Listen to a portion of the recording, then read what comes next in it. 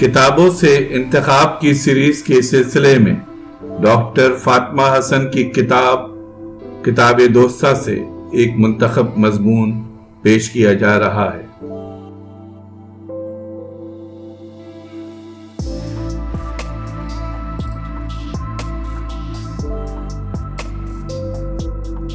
قمر جمیل کی عصری آگہی اور چہار خواب۔ قمر جمیل صاحب کا مجموعہ کلام چہار خواب ان کی زندگی ہی میں ختم ہو گیا تھا۔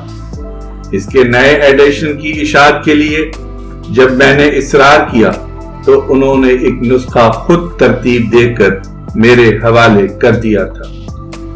یہ نو ترتیب نسخہ میں نے ان کی اجازت سے لاہور کے ایک پبلشر کو اشاعت کے لیے بھیج دیا، مگر طویل عرصے تک اس پر کوئی پیش رفت نہیں ہوئی۔ اس اثنا میں 28 اگست 2000 عیسوی کو قمر جمیل صاحب کا انتقال ہو گیا۔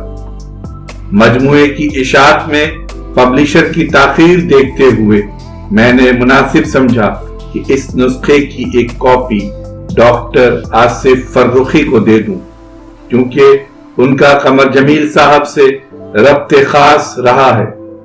ان کا ادارہ شہرزاد پبلیکیشنز بھی سنجیدہ ادب کی اشاعت کے لیے معتبر شناخت رکھتا ہے۔ Arts council of Pakistan Karachi نے عہد حاضر کے اہم شعراء کے نایاب مجموعے شائع کرنے کا بیڑا اٹھایا اور بڑی خوش اسلوبی سے یہ فریضہ انجام دینا شروع کیا۔ میں نے آرٹس کونسل کے اعزازی جنرل سیکرٹری احمد شاہ کی توجہ چہار خواب کی اشاعت کی طرف دلائی۔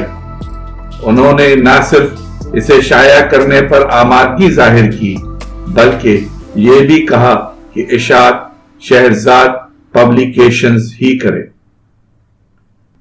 قمر جمیل ہمارے عہد کی ایک ایسی شخصیت ہیں جنہوں نے تبدیل ہوتا ہوا پیراڈائم نہ صرف محسوس کیا بلکہ اس کی نشاندہی بھی کی۔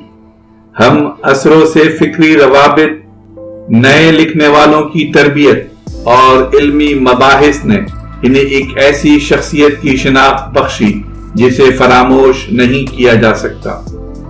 ہر وہ دانشورانہ رویہ جو اپنے عہد پر اثر انداز ہو رہا ہو، ان کی ذات اور تحریر میں واضح طور پر موجود رہا ہے۔ قمر جمیل کا تخلیقی سفر اظہار اور ابلاغ کی نئی سمتوں، شعر و ادب کی شاداب بستیوں اور اس شاہراہ کی تلاش ہے جو آفاقیت اور ادبیت کی منزل کو جاتی ہو۔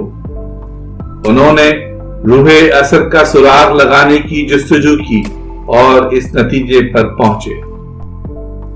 روح اثر فضاؤں میں ہوتی ہے جسے شاعر پراسرار طریقے پر اسیر کر لیتا ہے۔ بعض اوقات شاعر اپنے عہد سے بلند بھی ہوتا ہے، اپنے عہد میں پیوست بھی، اور اپنے عہد سے نرد آزما ہونے کے باوجود ایک ناقابل یقین مسرت سے مخاطب بھی۔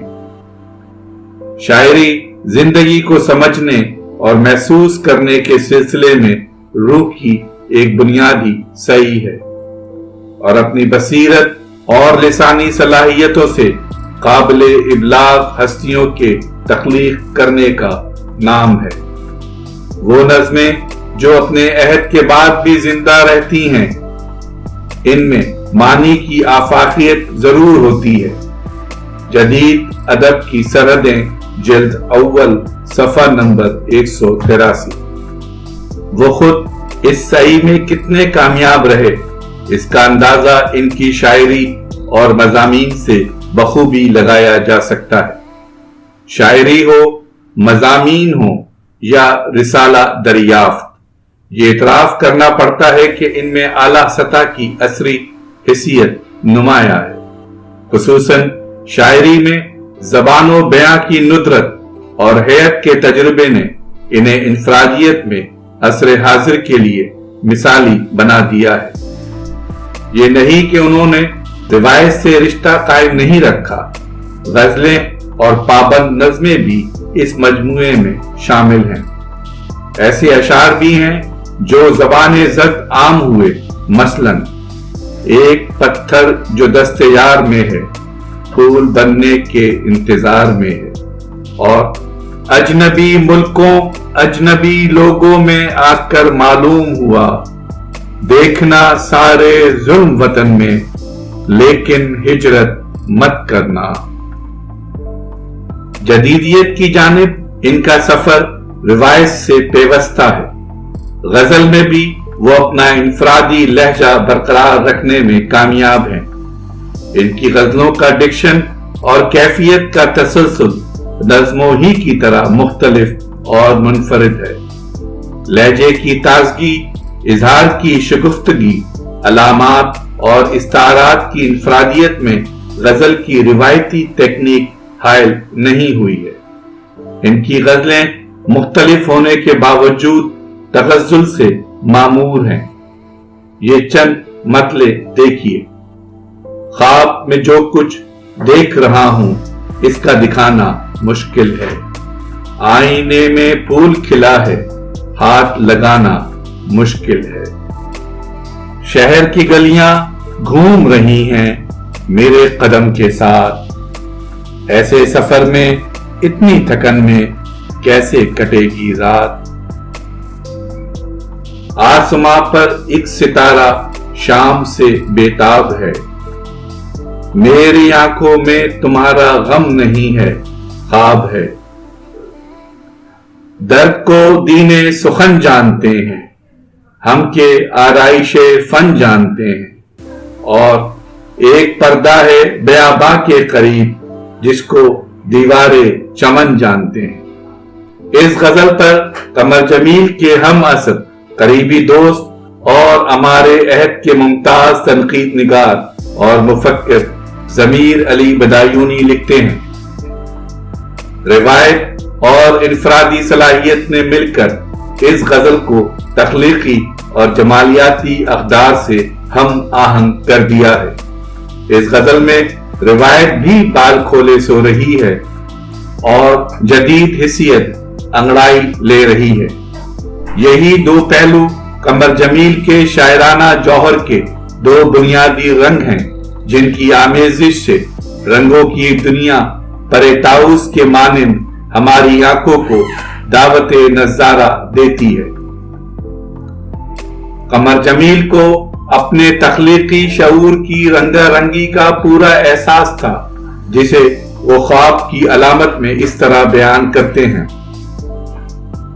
رقص کرتے ہیں خواب میں طاؤس، پاؤں میں باندھ کر چمن جیسے۔ ضمیر علی نے قمر جمیل کی شاعری کا جوہر نہ صرف پہچانا ہے بلکہ بڑی مشاقی سے اس کی نشاندہی کر دی ہے۔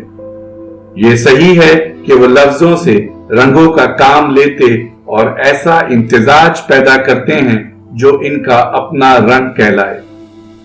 قمر جمیل کی شاعری ایک بڑے تخلیقی کینوس کا احاطہ کرتی ہے۔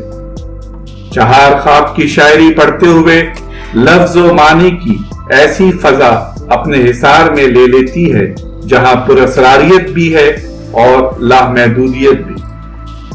سپر کیٹ ایسی ہی ایک نظم ہے جسے کسی بھی بڑی نظم کے ساتھ رکھا جا سکے۔ اس نظم سے چند لائنیں منتخب کرنا مشکل ہے، صرف آغاز دیکھیے۔ میرے گھر کے دروازے پر ایک اندھی بلی رہتی ہے جو مجھ سے کہتی ہے میں آؤں میں آؤں، رات گرج گرج کر برستی ہے، روشن دان میں گڑیا سپنے دیکھتی ہے، گھر کے آنگن میں سمندر ہے اور سمندر میں سورج کی گگری ڈوب رہی ہے۔ قمر جمیل نے بہت اعتماد کے ساتھ روایت سے انحراف کیا ہے اور بہت سے مروجہ ادبی مفروضات سے کنارہ کشی کا اعلان بھی۔ نثری نظم لکھتے ہوئے حیات کے اس نئے تجربے کے لیے ان کے خیالات بلکہ اعتقادات راسخ ہیں۔ انہوں نے نہ صرف اچھی نثری نظمیں لکھی بلکہ نثری نظم کا معیار بھی بتایا۔ اور ان حالات کا تجزیہ بھی کیا جو اس صنف سخن کے لیے ناگزیر تھے۔ وہ لکھتے ہیں، ہم شاعری کے ان تصورات سے کنارہ کش ہو گئے ہیں، بلکہ ان کی نفی کرتے ہیں جو جاگیردارانہ اور سرمایہ دارانہ عہد کی میراث ہے، اور شاعری کا ایک ایسا تصور پیش کرتے ہیں جو پامال سروں اور تال سے آزاد ہو چکی۔ ہم نے شاعری کو دوبارہ ایک کلی تجربے کے طور پر قبول کیا ہے۔ اس میں عقل و شعور کے رول سے انکار نہیں کیا گیا ہے، لیکن اسے بھرپور جمالیاتی تجربہ سمجھا گیا ہے جس کا جوہر شعری ہو۔ اس شاعری میں نثر کا آہنگ وزن کا بدل بن کر سامنے آیا ہے۔ جدید ادب کی سرحدیں، جلد اول، صفحہ نمبر 239۔ قمر جمیل نے تخلیقی عمل لامحدود اور ہر طرح کے بنے بنائے سانچے سے ماورا جانا۔ انہوں نے اپنے شعری مجموعے میں جو 4 جہتیں دکھائی ہیں وہ خواب کی جہتیں ہیں۔ خواب لازمانیت اور لامکانیت کی سب سے بڑی علامت ہے۔ بڑا آرٹ زمان و مکان کی حدود سے نکل کر کائنات کی وسعتیں سمیٹنے اور ابدیت کے حصول کی خواہش کی تکمیل کرتا ہے۔ قمر جمیل اپنی شاعری اسی مقام پر دیکھنا چاہتے تھے اور اپنے معیار میں اتنے بلند رہے کہ خود اپنی شاعری کا بڑا حصہ چہار خواب میں شامل نہیں ہونے دیا۔